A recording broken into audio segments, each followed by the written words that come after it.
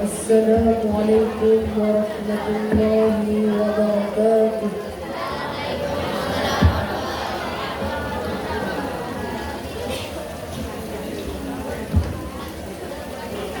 أعوذ بالله من الشيطان الرجيم.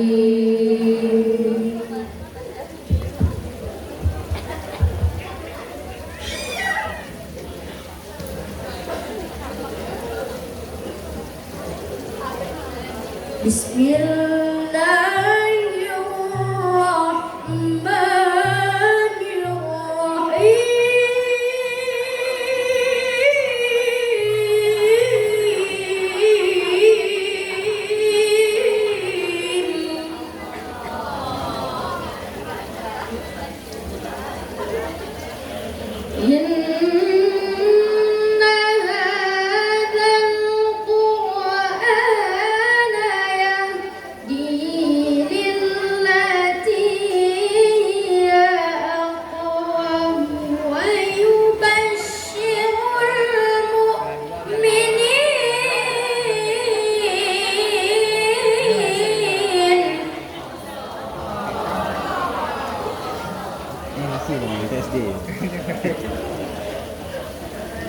ويبشر المؤمنين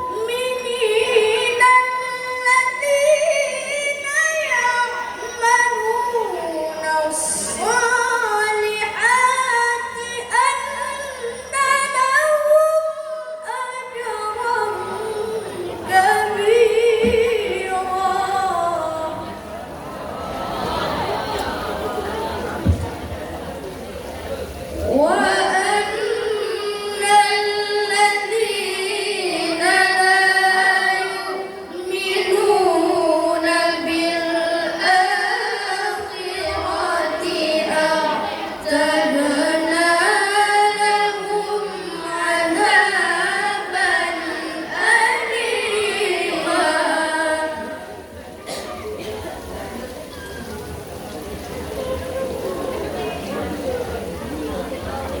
ويدعو الإنسان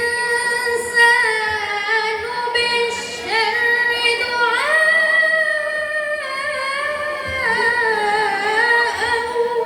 بالخير.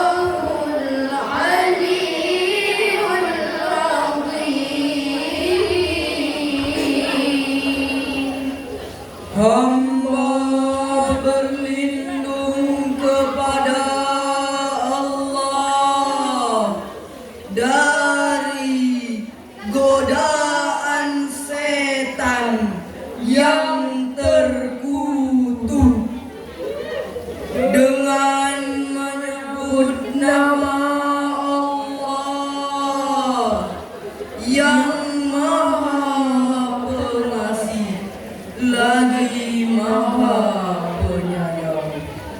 Sungguh Al-Quran ini memberi petunjuk ke jalan yang paling lurus dan memberi kabar gembira kepada orang mukmin yang mengerjakan kebajikan bahwa mereka akan mendapatkan pahala yang besar, dan bahwa orang yang tidak beriman kepada kehidupan akhirat kami sediakan bagi mereka azab yang pedih. Dan manusia seringkali berdoa untuk kejahatan sebagaimana ia biasanya berdoa untuk kebaikan. Dan memang manusia bersifat tergesa-gesa, dan kami jadikan malam dan siang sebagai dua tanda kebesaran kami.